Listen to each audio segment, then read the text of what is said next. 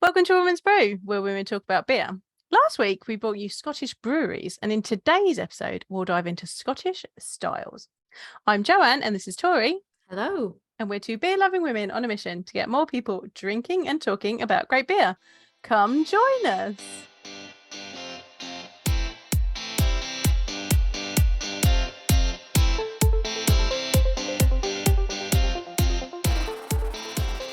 This is another one of those episodes that's been like a long time coming. Yeah, we were requested to do this quite a while ago, and then it just finding some of these styles weren't like the easier. Scottish beer styles. I was like, oh, it'd be really cool to do an episode on Scottish beer styles. Finding Scottish beer styles is fun. I was gonna say, I think Tamsin requested like a Scottish episode, and it was like breweries or styles, and it was like all of it. We're like, okay, well, let's just cut this down into like two different things. And I think we started looking at the styles, and trying to find things for the styles, and then you'd be like, I think that there's one you could like get relatively easy in like Asda or something like that, or Aldi or something.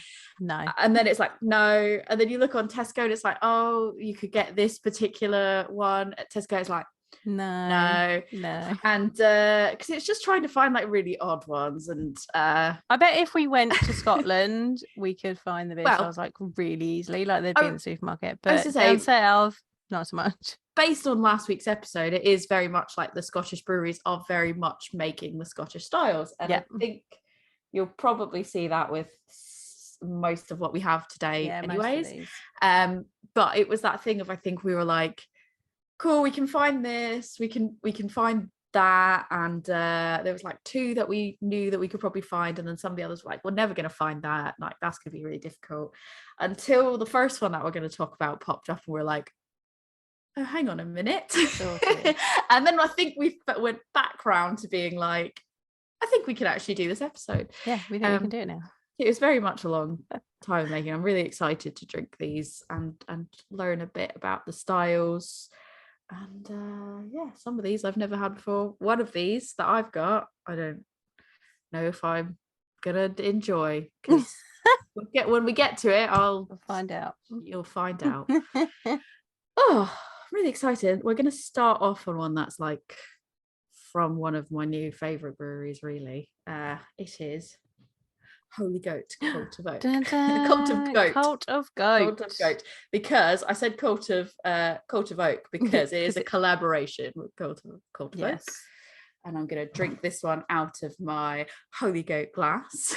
Oh, well done. I've just got my usual tasting glasses. So this is a mixed fermentation, because, you know, it's those dudes. And it is a Scottish heather ale.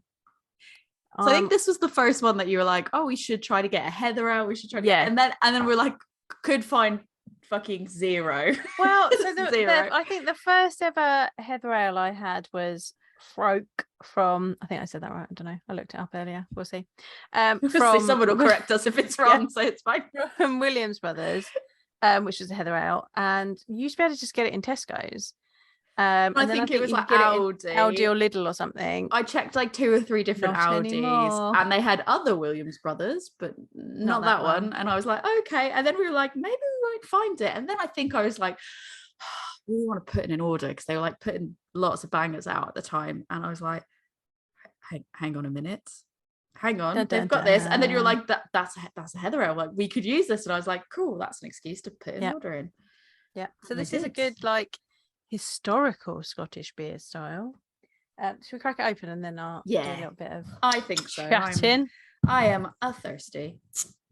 And if you've not, I mean, we've had Cult of Oak now. We've been fortunate enough to have Cult of Oak, but I think this was another one that we were like, at the time, like, oh, Cult of Oak was on the list of things to tick off a list. Yeah. This would kind of go 2 in 1. Oh. Smells nice. It does smell heathery and honey-y. Yeah, I was going to say honey for me. Yeah. I'd say like, it's almost, I'm trying to think of the word that I want to use for it. Because I don't want to say floral, because I wouldn't say like overtly floral, but like, I get a bit of like blossom, I think is the word that I want to like blossom. Yeah, that's a really good description of it. Honey and blossom. I was trying to think because I was like, floral doesn't accurately describe what I mean. It's more like the blossom of. It smells like really good, like local honey, like the type you get at like a farmer's market or, you know, at like a local fete. Yeah, and I think it has that funkiness to it as well. That like obviously you're going to expect when it's got that mixed foam goodness. Right, I'm tasting it. That is confusing to my senses because I almost get a bit of like, and maybe it's because it's like first sip, I don't know if it will change, but there's almost like herbal elements to that for me, which I wasn't expecting from the smell. And a little bit of like a funky tartness. Yeah, definite funky tartness. Herbal. And then I think that blossom note kind of appears. It blossoms literally in your mouth in the lingo. It's kind of like appears. I feel like this would be so the more like as I'm going back in for like sips on this, the more I think like the heather comes out even more in the aroma as you're like sort of diving in for more sips. Yeah, I think I'm going to go out on a limb and say I enjoy it so far. Anyways, a few sips in, but I think this is one that could be quite a divisive one. Like I think 100%. I think there'll be a lot of people that'll be like, this is not to my taste because it's a very I feel like it's a very distinct. It's like, to me, I would liken it to not in the sense of taste, but in the sense of like divisiveness. Like when you have a Flanders red, and like some people like, yeah, I could fuck with this, and other people like, what actually have I just put into my glass? Like, what actually is this? And I feel like this would pair probably in the same way that Flanders Red does. I feel like this would pair quite well with like a nice cheese board, like a nice charcuterie board. Oh yeah, I think so, because there's a nice acidity in there that's going to cut through fatty cheese. I'm sad I don't have cheese with me right now. But anyways, do you want to tell us a bit about Heather Ale while I keep sipping this? So as I said, it's quite a historical style. It's believed to have been drunk since around 2000 BC. Oh wow, that's a long time. And it is thought to be a fair amount of time. A long time. It's thought to be one of the oldest styles of ale in the world, so it is quite a long time. Yeah, no, the more I'm sipping this as you're telling me about this as well, like the more I can see how, I don't know if it's because you put the idea in my head now, but I can see how this would be like back in, like I could envision someone like back in the day drinking it. Like I feel like this would be really great for like my D&D night. I feel really like well. I should have got 2. I did get 2, but I gave you the other one. And I feel like I should have got another one to save for D&D nights. And actually the more I'm drinking this, the more it's very like, I don't think there's nothing overpoweringly strong. Like there's all these interesting flavor combinations, but none of them are particularly like in your face, cannot ignore, if that makes sense. And it's quite nice. But anyways, continue on about your old beer style. So it's made from the flowering tips of wild purple heather traditionally, boiled with Scottish malts, and sometimes they might add honey and other herbs to extract the flavour and nectar. Now, some of the herbs that might be used include heather, obviously, meadowsweet, royal fern, bog myrtle, sometimes also known as sweet gale. So this is kind of similar in thought to when gruit was used. So before hops, a mixture of herbs and spices was used to flavour ales called gruit. And some of these herbs were often found in those mixtures, but it was obviously very different depending on where you were in the world and what herbs were available before hops. Nowadays, these are made with a little bit of hop for some bittering, but there's a school of thought that thinks that this type of beer, where it's got a malt base, it's got herbs instead of hops, was because hops aren't really grown in Scotland. And some stories, and we know how we love our beer stories, and sometimes they're not accurate at all. Urban legends. Some say that the Scottish didn't want to pay the English for hops, so they just wouldn't use them. I can appreciate that level of like stubbornness. Like, but they could also get them from they could also get them from the continent. So, you know. I like the other story better, because I feel like I can relate to the stubbornness. Like, I feel like that's really good. Just reading the bottle on this, it does say, you know, Scottish heather ales have had evidence dating back to the Neolithic in Scotland and were later romanticized by the 19th century poet Robert Louis Stevenson. Now, there's a bit interesting bit when you get down here about how this one's been made. Yeah, do you want to read it? I'll let you read it. Yeah, I've done a lot of the talking recently. So this was brewed in collaboration with their friends at Carlton Folk, and it took additional inspiration from Scandinavian farmhouse brewing practices. So they harvested heather branches from the Sidlaw Hills and added these into the mash. Locally grown, aged first gold hops were added during a hot steep in the kettle, but the wort was not boiled. So this is technically what they call a raw ale. Oh wow! So so raw ales, basically. I mean, not basically, because it's a whole thing. But when people couldn't afford like enough metal to make a big pot where you could boil your liquid, they would do it in other containers, like wood containers, but obviously you're not going to get that hot enough to be able to boil the liquid that's inside it. So rather than, because you know, you put a flame under it, it's going to catch on fire. I was just going to say, I was like, I mean, I think like I can see some pretty obvious problems with like using a wooden pot and being like, let's get this or you know, boil. something else like that. So what they would do instead is they would heat up rocks, and they would put the hot rocks into the wort. That makes sense. That did enough to like heat it enough to get like bitterness and things from the herbs and spices and berries and whatever else they were chucking in there. But it didn't actually boil it. So that is called raw ale. And that is something they do. They did a lot in the Scandinavian countries. And there's still the craft brewers and very traditional brewers are still using those techniques today. Very interesting. That is really, really super interesting. And then it says, that the beer was aged and matured in tank for 8 months with a diverse mixed culture before bottle conditioning with local heather honey. So it's got heather and heather honey. Yeah, 540 bottles only. We got 2 of them. I like that. I like how on all their bottles as well, they put drink young or aged. This will get weirder. I love it. It always says like drink. I like that. Drink. This will get weirder.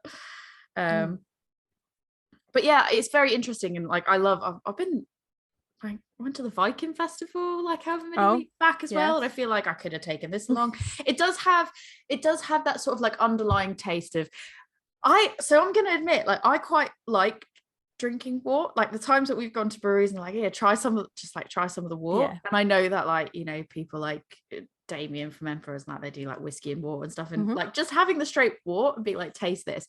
I mean, it's just really sugary goodness. Yeah, and I actually really like, I don't know, there's something about it that I really like.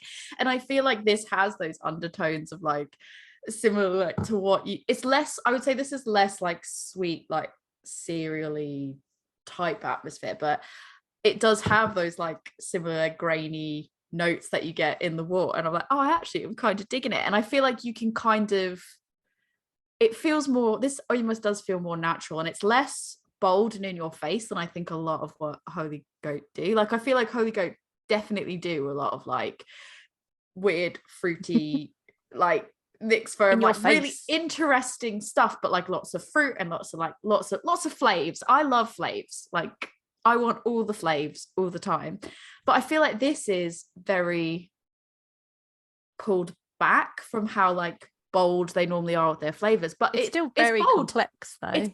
That's it though. So I think it's very complex, but the flavors themselves are very delicate. And it's very interesting. Definitely. And I do think that like if this is not a style for you, you would be like, yeah, absolutely no. But I personally think it's just really, this is something that's very interesting, and like you don't have I've not had too many beers, at least recently, that have had this type of profile to it really. Yeah, I like it a lot. also really enjoy a raw beer. I've had a few raw beers now. They're exciting. Who else makes sort of raw beers? So Wild Beer Co. have done raw beers. And who else have I? You'll put me on the spot now because I didn't realise it was a raw beer, so I didn't look it up. That's all right. If you go to my Instagram, Love Beer Learning, there is a video in my videos about what raw ale is. I will link it for anybody that wants a bit more info. It's quite far back, so now I'm going to have to scroll back and see what ones I had. Do you think you'd ever attempt to homebrew a raw beer yourself? Have you ever done it? I haven't. No, I think you definitely could. Do you think it'd be something that would be interesting? Like, would you ever want to try doing it yourself just for the challenge of it? Oh yeah, just for the funsies. See what happens. Just to see what it turns out as. Yeah. Is there, like, I don't know, this is maybe you don't have the answers to hand on this, but like, is there any risk with like, do you have to consider any like risks when you're doing it raw? Or? I don't know the answer to that, but I wouldn't have thought so. This very much like all these natural, like I feel like these are all very like natural ingredients, and it, I don't know, I'm gonna say it feels like it has a very like pagan-y like feeling to it, especially like when they're like, oh, the Scandinavian like roots and stuff. I feel like that comes through in the flavors, like weirdly. I don't know if that's like the right way to explain it, but it is very, it feels very traditional, doesn't it? It does, but it feels traditional, but I would say almost in a much more interesting way. Yeah. Although you do get, like, what I will say is, I think a lot of people, when it comes to some like mixed firm stuff, they can very much be like, oh yeah, it certain ones where you have that, it can taste a bit, the funkiness can taste a bit more like almost like farmhousey and stuff like that. And I feel like this does sort of have that farmhousey element to it, but I enjoy that. So that's why I'm saying, like, I think if you're a person that doesn't like farmhousey funkiness, that it's not going to be funkiness, this is not going to be for you, definitely. I almost get, this is going to sound really weird, but it's like I almost get like aroma wise like almost a bit of straw in there. No, definitely. Like you're gonna that's get something that I never expected to say. Is like grassy, it's almost a bit of herbal straw. Yeah, absolutely. And that could either be coming from the malts, or it could be coming from the honey and the heather. It does. It has that smell of like when you're when you go to like a botanical garden or like any of those like gardens, and you go in like the greenhouses and they've got like all of like the heather in an area or something like that, and you get that strong smell. The lower my glass gets, it's almost like the more concentrated the aroma is of that. Very interesting stuff. Like, if anyone can find a bottle of this and they're interested in trying, or you want something thematic for your medieval D&D group, your medieval themed happenings, I think it's worth trying if you're open to trying things. Like, that's the thing, is if this doesn't sound like something that you're interested in, like, obviously don't spend the money and then go absolutely hated it. But if it's something that you're like, I've got a bit of money, sounds interesting, I'll try.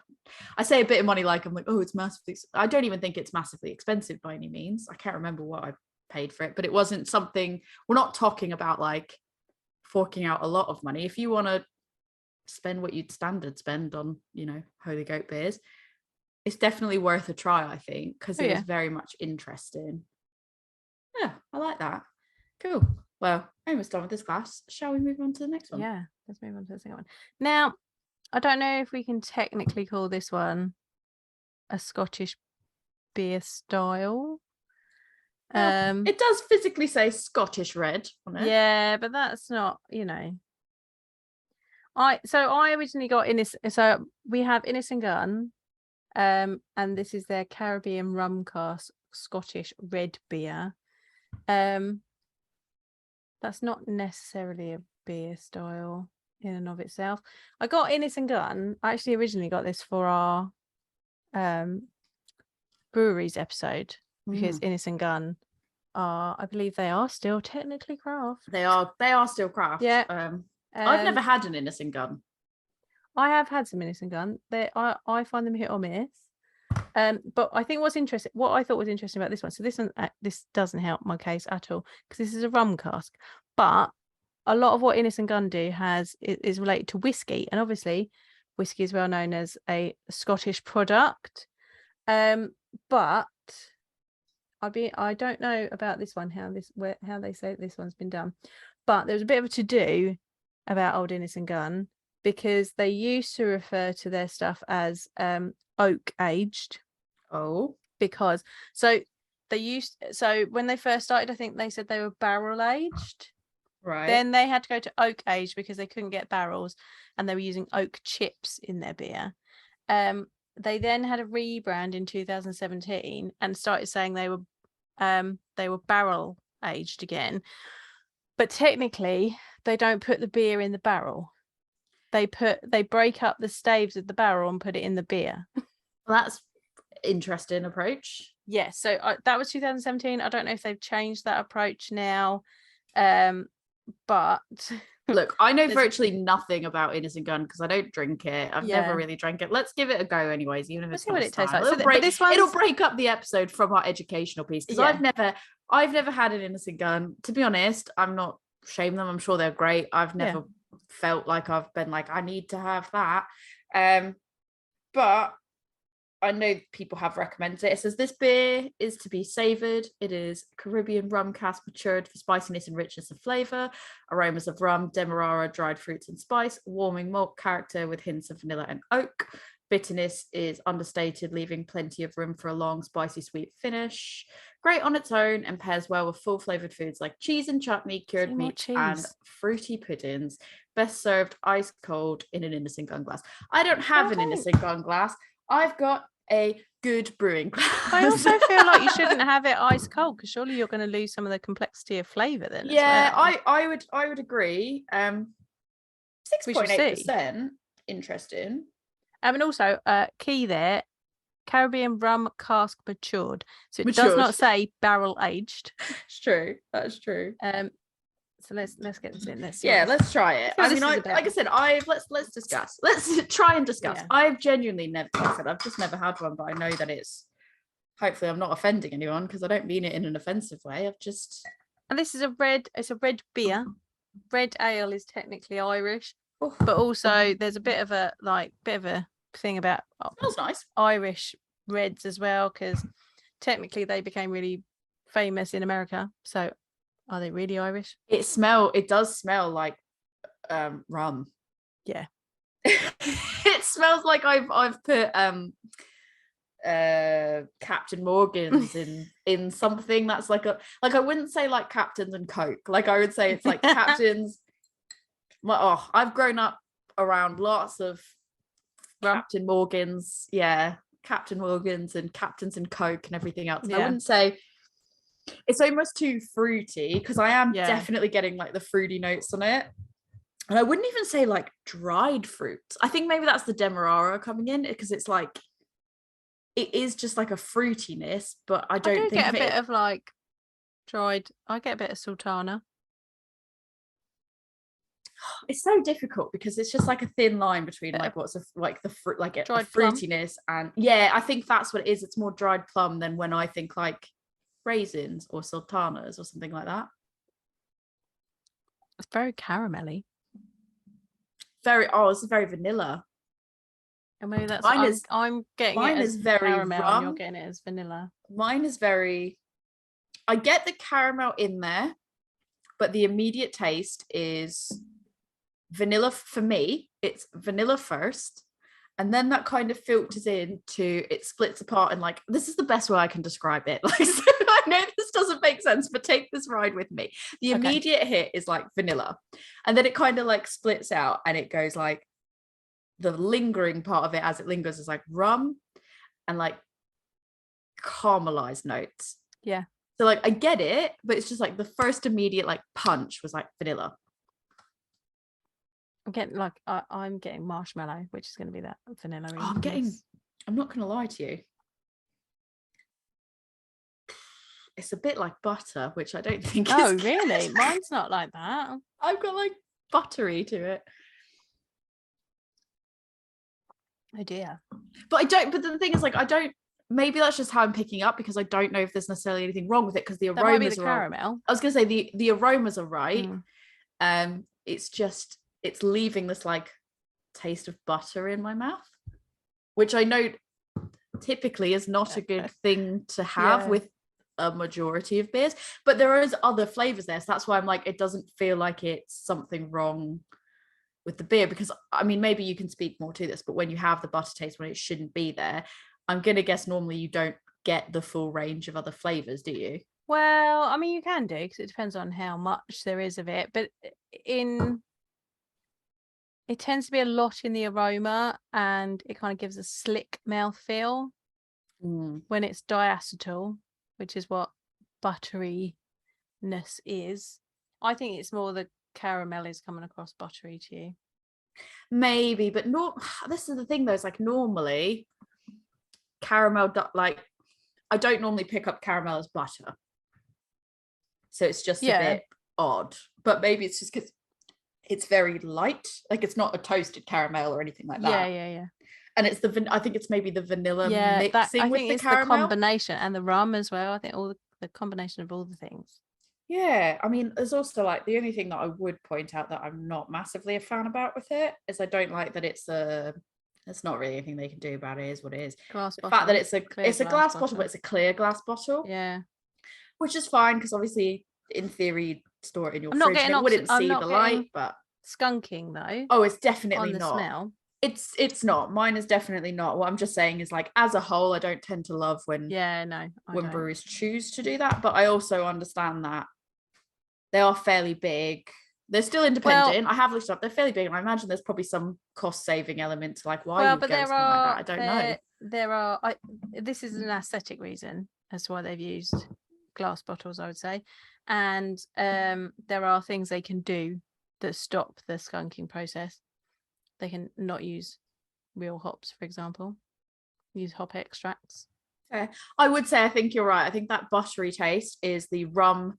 It's the fact that and this is probably actually a compliment to them, the rum, vanilla and caramel blend together actually really well, and I'm sure that actually probably some element of it is the woodiness, because you do get certain flavors out of wood as well. I imagine part of that as well is like those flavors are so well blended together that it is coming out, it's almost having that bit of a butter effect, but actually the more that I'm drinking it, the less it's a hot, like more of a harsh butter, and the more I can kind of go, oh, I can see the layers to this. Overall it's not bad. I don't think it tastes, it's like 6.8%. I said I don't think it tastes like 6.8%. No. It does taste like rum, but it doesn't, you've not got that alcohol burn. It's not the alcohol burn. It's not like a harsh alcohol rum burn. It's all right. I was gonna say, I know that they are, because the only thing I know about them is I know they are definitely still independent. I remember they did over COVID, they did these like really cool like contests where it was just like they'd go like on a live and they'd be like, oh, we're just gonna announce a random winner and then we'll spin a wheel and see like how many free Innis Guns they get or something like that. And it was just like luck of a draw, and they'd like announce a random person. They'd be like, cool, we're spinning a wheel or something like that. Maybe my memory is skewed. And then they'd be like, cool, this person's won like 30 Innis Gunn beers or something. And it was I remember like I'd never tried it, but I was like, I'll try Innis Gunn if I want a bunch of free ones. And I've seen them mentioned and everything, and I've not like actively been like, I will not try them. I've just never had the opportunity to try them. So talking about Scottish beers felt like it was a appropriate. Felt like getting in this, like, and normally they kind of have like whiskey elements to them, which is also a good old nod to the Scottish product there. 100%. I do think this is quite interesting though, that it's like the rum cask and those flavors together. It's quite interesting. How many times have you had it? Like, would you say that you've had Innis Gunn a fair amount of times yourself, or like a handful of times? I'd say I've had Innis Gunn beers. Where did you manage to find this one? Because that one was in Waitrose. I used to get different Innis Gunn ones in B&M. Oh. What's to say? I don't think I've ever seen this one. B&M's beer selection is not so good nowadays. PS, everybody. Yeah. They used to have like odd gems, and now they don't. I think like on occasion somebody will still post like, I found this, but then sometimes random. it's like you don't know if it's a meme anymore or if they've like like actually genuinely found like a really good bit. Yeah. Like have you just taken a can of yourself like in there and been like, I found this, or like photoshopped it in really well, or is there actually a decent beer in there? But then you're like, but then it's not been sat in a fridge, and then they don't cold store it. It is just they don't, which is fine. Like it happens sometimes, even with bottle shops, like no shade, but when you get them like discount as well, you're kind of like, oh, how long's that been sat there? The bargain bucket of beer. You know, get lovely drops though for some people. Yes, can find some, I guess, some good stuff. That I haven't been buy in beer where you want to buy beer, listeners. I don't think I've been in a B&M like properly in really. I love a B&M. I don't think I've got one near me. I'd have to go to Reading for my closest one, and it's just like, that's and it's bit of a trek. It's in a part of Reading as well. That's a pain in the bum to get to. Like all the by the time you get there and you've queued for the traffic, and then to get out, it's just a nightmare. I think it's maybe it's Home Bargains I'm thinking of. I might be thinking of Home Bargains versus B&M. Are they actually physically the same one? No, they're different. No, that's what I was like, hang on, am I getting crazy? Hang on. No, because I was gonna say it's one of those that's actually near double barreled. So at least, annoyingly though, every time I'd go there, I tried to beat traffic. So I'd be like, I will go during like a lunch break or something like that, and I'd be like, I wonder if double barrel's open. It's like they're closed, because it was like COVID hours, like no one could really go and drink there either. So I was like, oh, right, maybe next time then. Bad times. That's all right then. All right, let us know your feelings on Innis Gunn. Oh yeah, let us know. Do you like them? Do you not like them? Innis Gunn. Just thoughts. I don't need to know your feelings on Holy Goat because I don't care. They're good. Soz, people. Tori doesn't care about you. I don't care about your opinion on that. I care, but it's not going to change. It's not going to sway me. Sway me with Innis Gunn. Sell me on Innis Gunn. I'm curious to know your argument for Innis Gunn. Make the argument either way. Amazing. Cool. Should we move on to the next one? Yes, let's. This next one, I feel like we have held on to. We got this one, and we knew that this was going to be. Yeah, we knew that this was going to be what it was for. Yep. And still within its best before. So that's I know. But I was like, let me just double check. Still its best before. But we both got this, and we were like, actually, this is perfect for this episode that we know is going to eventually happen. And then this is the one that we knew that we had in the bag, and that we could probably find again with other breweries, because this style is one that I think like a lot more English breweries are doing, like overall of the UK, not just specific to Scotland. Like I feel like some of these other styles are very like niche, and it'll be like Scottish breweries who don't actually ship anywhere. You have to go to their location, and this particular style is one that I've seen a lot more breweries do. I know like Elusive does this style. I think it's like yearly that they've done it, or they've definitely done it a handful of times, and some other breweries as well. So we grabbed it and we set it aside, and then that's when we struggled to find the styles. So do you want to unveil what this one is? Yes, this is the Wee Heavy from Unbarred and Fallen Acorn. It is a Wee Heavy ale with heather and honey again.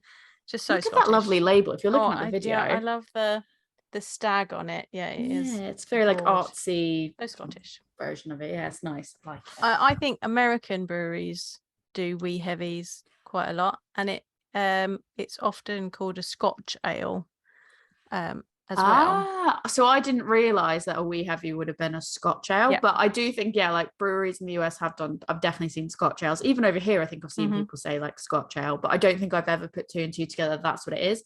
I don't think I've seen, from the breweries that I've gone to, I don't think I've seen like a lot of them in the US, but I do think that out of a lot of other styles I have actually seen. Like I have seen somebody in the US refer to a beer as a Wee Heavy. Yeah. So that has definitely made it over, whereas like some other styles I don't think has. Yeah. I'm gonna crack this open. Crack this open. Ooh, she's a bit foamy, but not massively. gonna use my pink fallen acorn glass because it's gonna match my mostly pink tie-dye Vault City. I put my Vault City on today. I'm very impressed with you. I didn't. I've got my Boutiliers t-shirt on. Well, because last time it was in the wash. Listen to that poor porn. It's great. Love that ASMR. Yeah, last time it was in the wash and I was like, oh, well, whoops. And this time I feel like I was like, no, I will indeed wear the shirt today.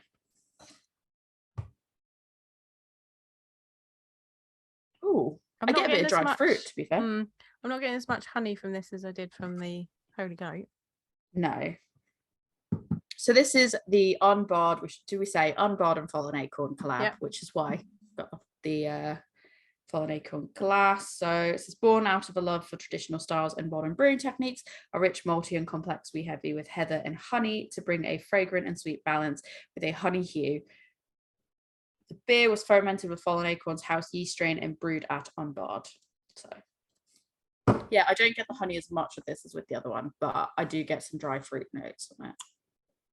Yeah, I'm getting like maltiness. Yeah, maltiness and dried fruit for me are the main. It smells like fruitcake. I get like fruit wise, I get like orange. I would say like orange blossom almost is what I'm kind of getting. So I'm not getting orange blossom, but orange blossom comes across to me like Savlon. Fair. I think I'm getting a bit of honey.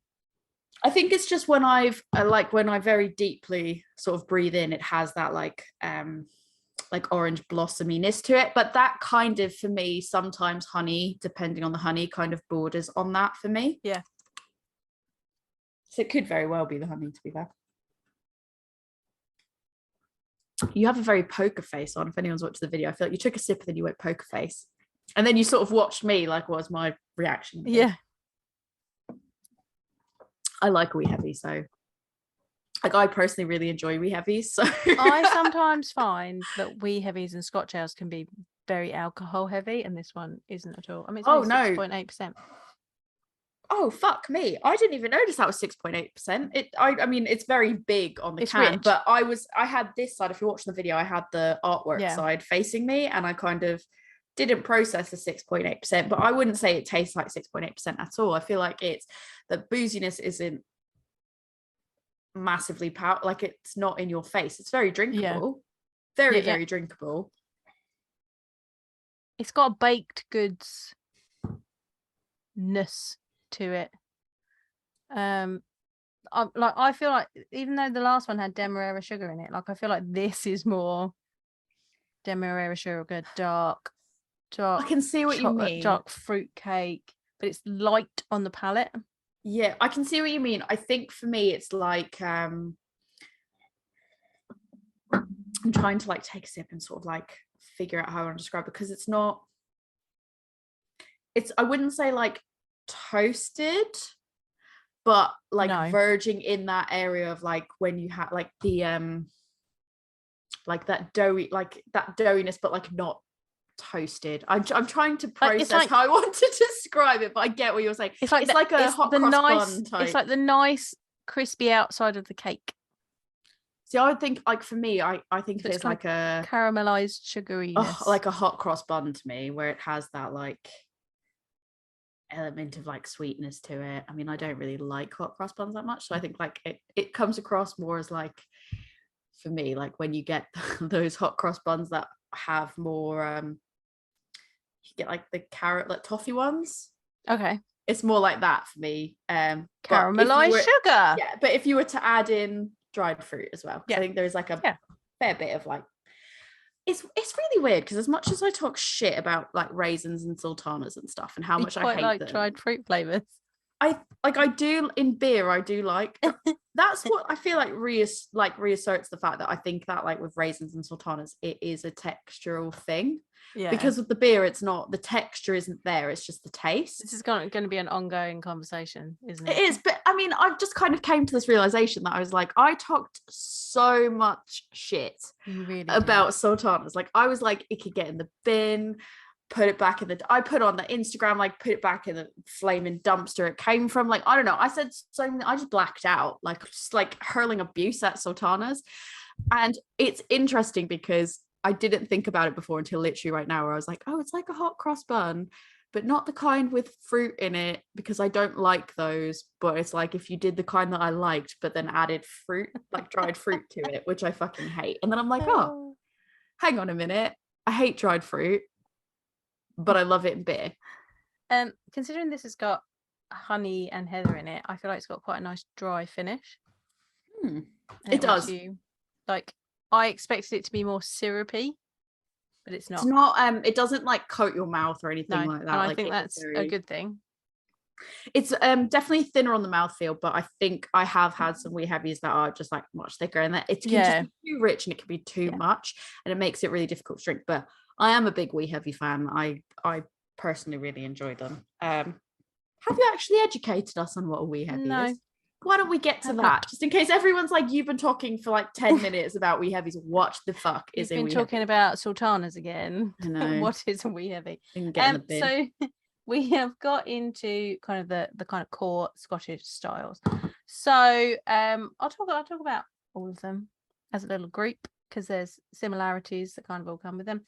So there's this kind of little band of Scottish styles that go Scottish light, Scottish heavy, Scottish export, wee heavy / Scotch ale. And they're quite a malt forward beer. Over time, they started kind of emulating British bitters, and they started adding crystal malts to them, so you get more of that caramelliness to them.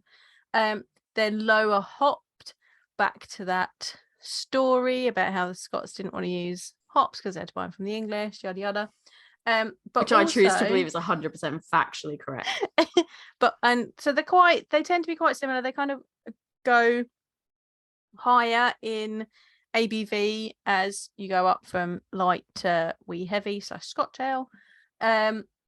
Generally, wee heavy Scotch ale is the highest ABV one that a Scottish brewery or a brewery will brew.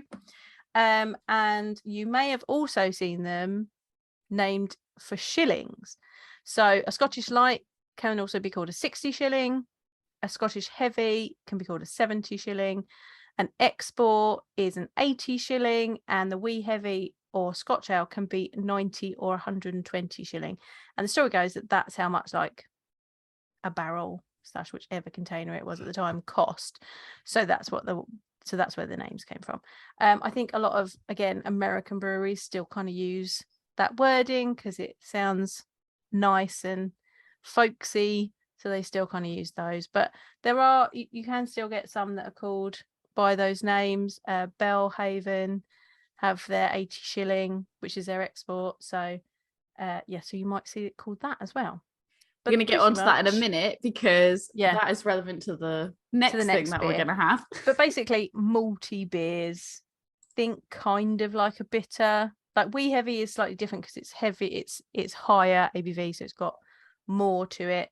They tend to put other bits in it, but Scottish light, heavy, and export kind of along the similar lines of a bitter, but not. I've just done a quick Google search as well of like what is a shilling to pound ratio. Right.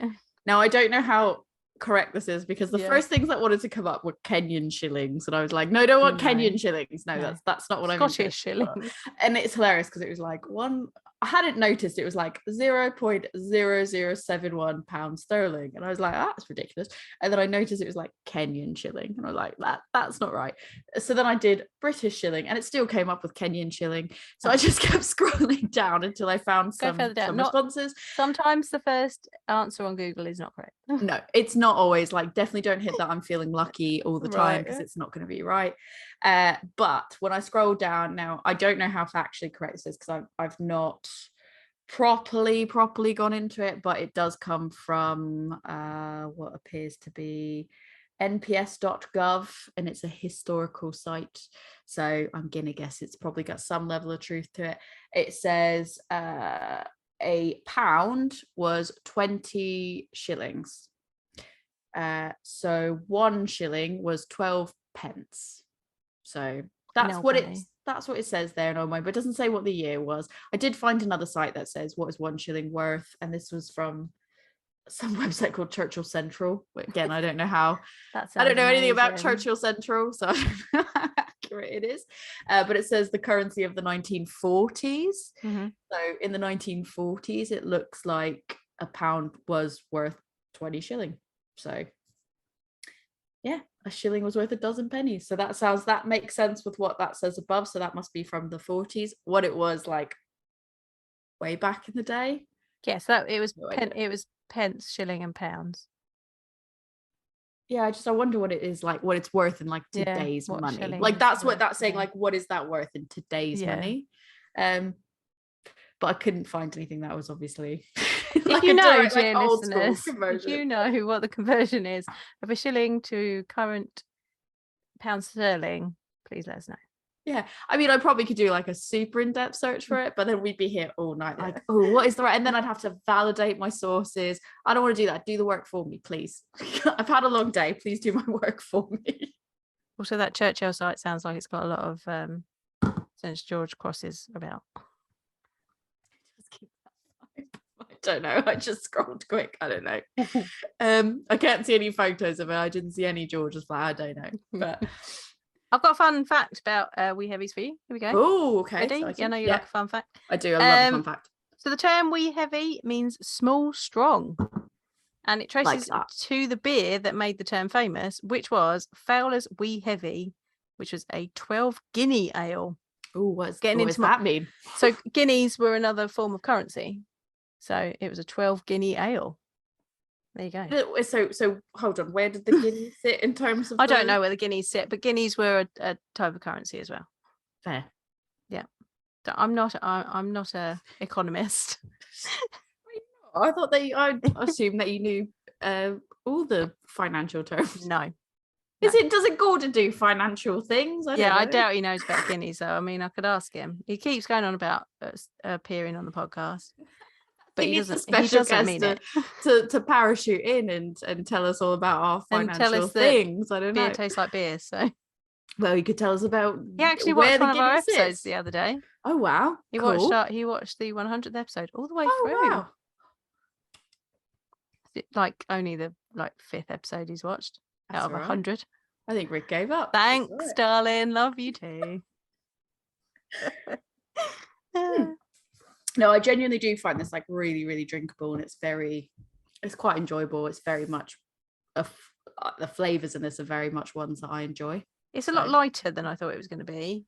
What was your expectation? Like, what did you think? I thought it was going to be thick and syrupy, and it's not, and that makes me happy. I still have now. These are probably these are definitely past their BBEs, but I think, to be fair, correct me if I'm wrong, I think a wee heavy probably can last a bit longer than some other beers. It's got, it depends on the ABV. So the ones I have are the elusive ones. They had wee heavy, and then they had the like more wee heavy or whatever it was. I've got those, and hadn't got around to drinking them because I wanted to have them together, and I think they were like relatively high ABVs. So they'll probably last a little bit longer. I never got a chance to actually have them, but I'd be interested to see how they are, because I've had theirs before. And these were just like extra ones that I had, so I was like, it'll be interesting to see how that develops, and to like see them like next to each other, the like one wee heavy and the even stronger wee heavy. So it's a style that I personally enjoy, to be honest. So we were talking about the other Scottish styles there, and our last one is another one. I've got a Scottish export. I've got one from Simple Things Fermentation. What have you got? I want to show mine because you've got like a really, really good This one's got spruce tips in it too. All right, okay, show off. So I was like, I could probably find one of those, and now I just want it to be, I'd like your honor, I'd like to make a case to the court of like, I decided to look for this, like end of last week. Yeah, Literally the very end of last week, because I was like, shall I try to get one? And you were like, yeah. And I didn't really know that this was going to be the episode that we were recording less than a week later. So I was like, all right, let's see what I can find. So Belhaven, you mentioned, came up, and that's what I saw when I googled like what could, easy to find ones basically, and that came up Tesco's, and I was like, I've got a Tesco order coming up, let me find that. And absolutely not available, not there, don't exist. Williams Brothers and Belhaven just eluded us. So I went looking traditional beers. I went looking, and first I looked for 80 shilling, and then I looked for export. And what I found with export was 1856 McEwans export. Well, but you know what that is actually? It's one of the oldest ones. It's one of the recommended, like if you go on to BJCP, it is one of the recommended commercial styles. So it's one of the oldest commercial it's something like one of the oldest commercial versions as well. So I was like, you know what? Fuck it. You're gonna have the fancy, like, nice one. I might as well do my usual self and go with the Tesco value. Like, we will see. I had to buy a 4-pack, and I'll save me one because I'll take one from tastings. Fine. Yours, because basically it was going to end up at my D&D group, which happens when I go, I've got all these extra things, I don't really want them, have them, or like here's something I don't really drink anymore, have them. So that they were going to end up there because I had to get a 4-pack, and I'm setting my bar low. Okay. The fact that, like, how they were marketed and what they were on the shelf with at Tesco. So I'm not expecting big things, but tell us about the 80 shilling. Let's crack it open. Tell us about it. And I'll see if this actually tastes as it should. Let's crack one open. So 80 shilling is one that you can usually get your hands on in some form or other, be it McEwans, be it Belhaven, or be it this lovely craft number that I've got. It smells like Bud Light. It smells like Bud Light?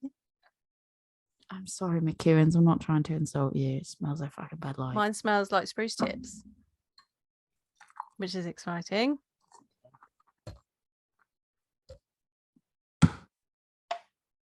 Anyways, carry on. She's not happy.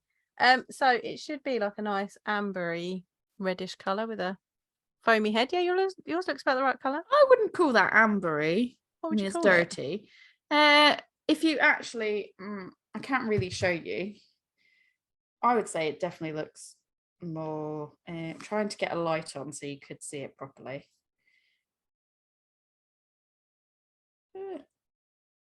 Pale copper to very dark brown.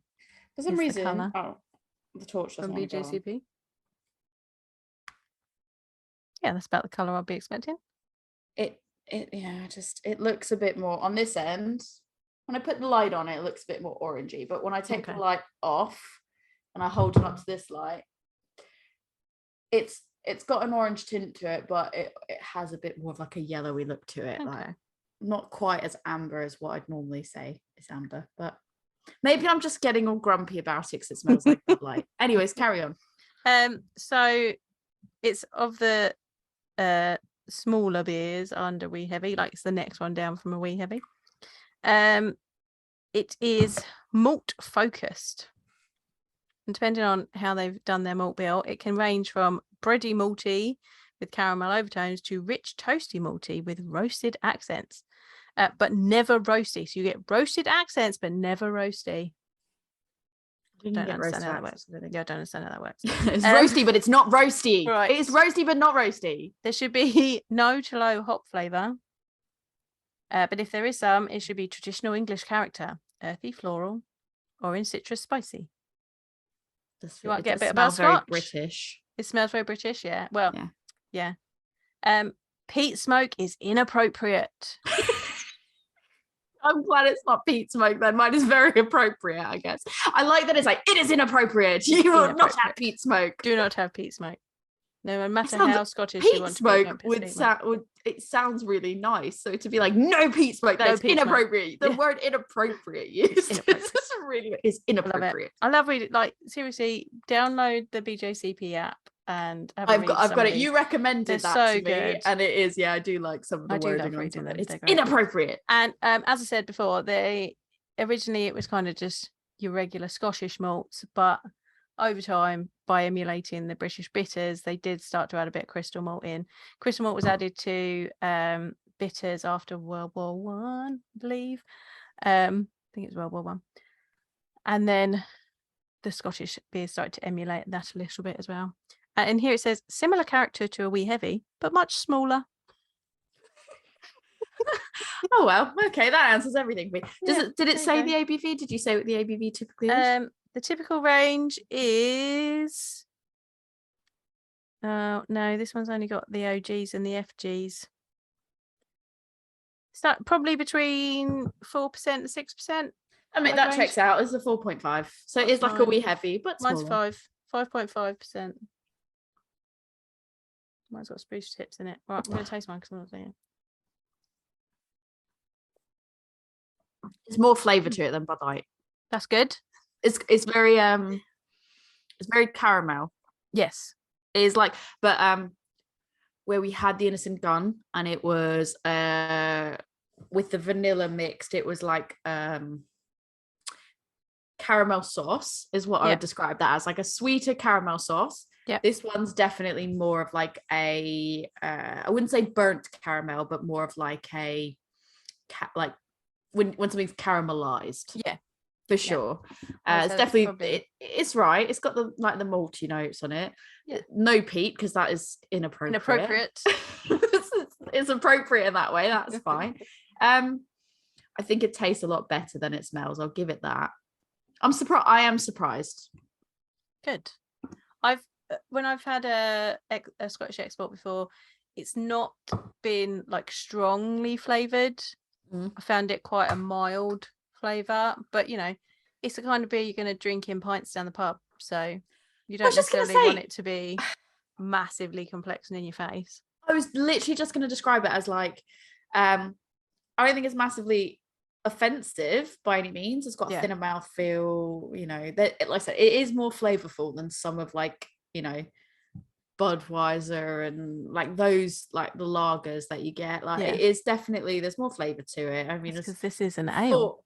£4 for 4, but what I mean is in the sense of like when you're comparing sort of like price points of those lagers compared to those mass-produced lagers, and it's like, cool, 4 cans, £4, and it's like £1 a can or just over £1 a can. Like you kind of expected to have more of those like bland notes, because you could say, oh, because that's an ale, that's like like, but even so, held up to a proper lager, would you say that some of those mass-produced ones actually taste as full of flavor? Like, absolutely not. They are literally designed to have the least offensive. To be the least offensive ever. Because they want to appeal to the most amount. Yep. They just don't want. Yeah, people have to read the craft beer argument where they talk about like the pyramid of marketing pyramid of like people liking things and not liking things. Like they just need to have like the least detractors from it. Like it doesn't matter if everyone like loves it, as long as people go, I don't hate it. They'd rather people go, I don't hate it, than have everyone go, than have like some people go, I love it, and the rest go, it's fine. They'd rather, but if like 2 people are like, I hate it, they're like, no, strip something out. Cannot have that. It doesn't matter if 50 people love it and 1 person hates it. It can't have that. We'd rather you all in the middle. And so I kind of expected the same with this, of it being like a lot more stripped back and a lot more bland, and the aroma was definitely leaning more towards that like mass-produced lager type aroma. But actually, what I think it is, what I'm associating it with, is you mentioned about the pint, like you'd have a pint of this down at the pub, and I was gonna say it tastes like something I would have like a trad cask style at a pub. That's what it tastes like 100%, even though it's a little bit colder than what I'd probably get at a pub, but it has that same, like the complexity level is very similar in that respect.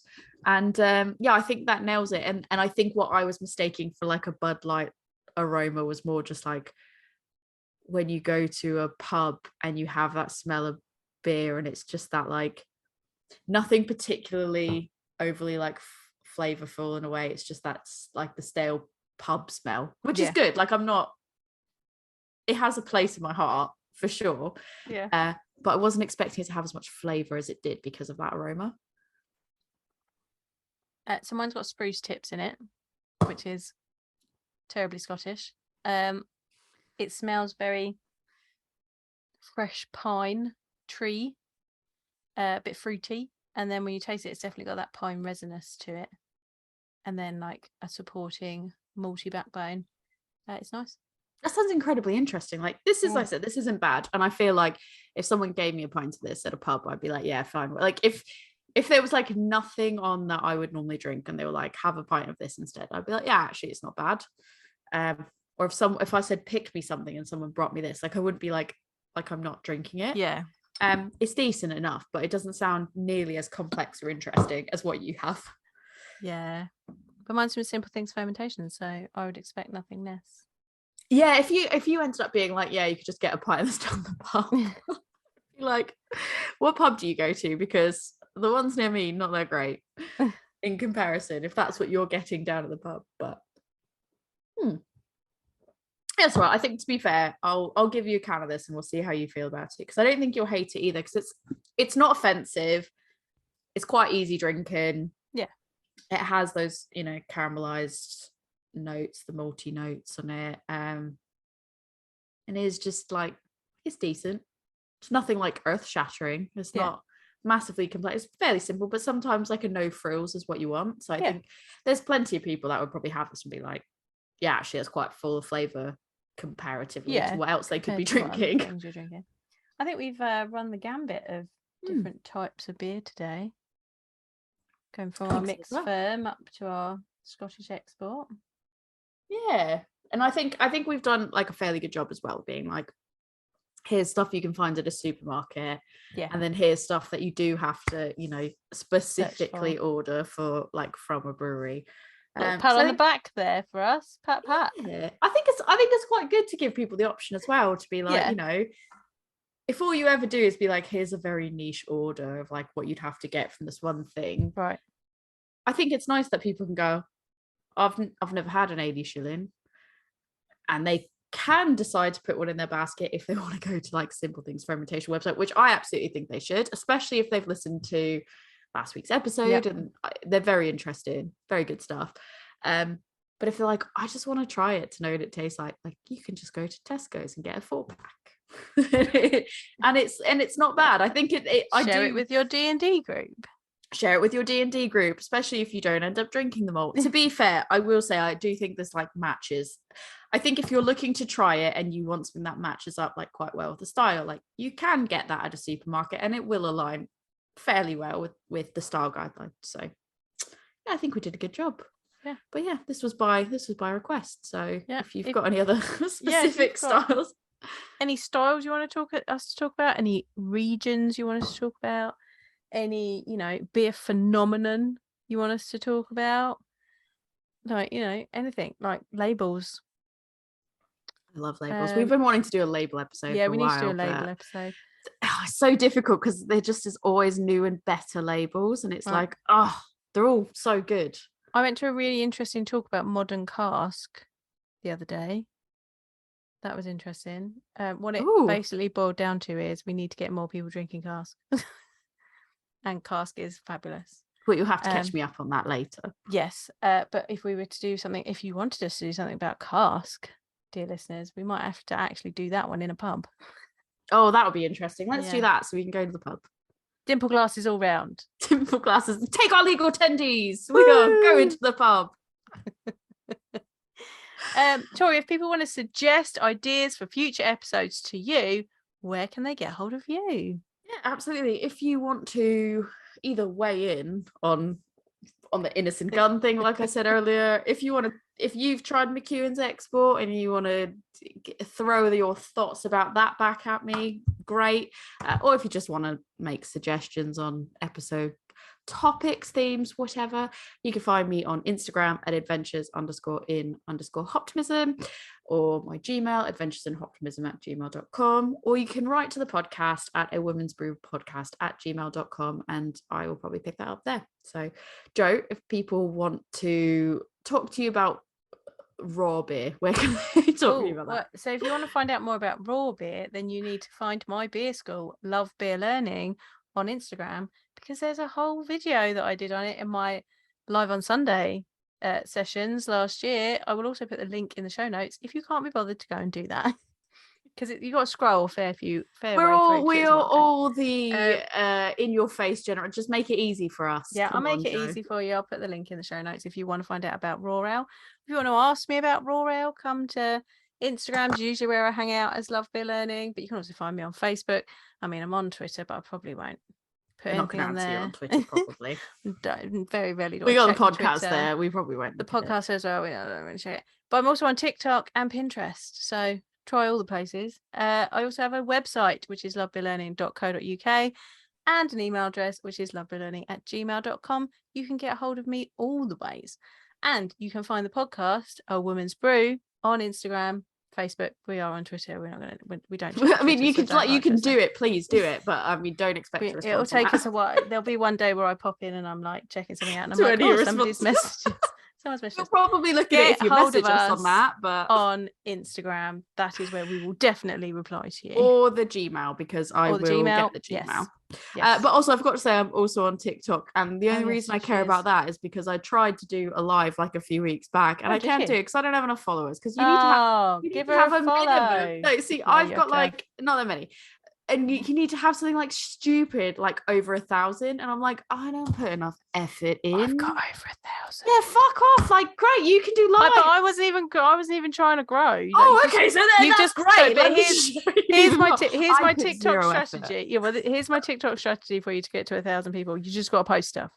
Oh God, it's so tiring. Right. It's tiring. Do you even understand one video? Took me like an hour. Yeah. I know. And it was not even a great video. I just was like, I'm done. I don't know how these people do so many. Like, people are posting like 5 a day, and I'm like, I've got lots of ideas, but if I had a full-time person to edit the videos for me, and then what happens is I edit the videos and I put them up, and then it somehow comes out of sync by just a millisecond. And then I'm like, fuck this, I'm going home. I hate it. So basically, just fucking follow me on there so that I can do a live. I just want to do a live so I can complain live in your face. So that's it. That's all I've got to say. Anyway, go and follow Tori on TikTok. And until next time, 12,000 followers. Cheers.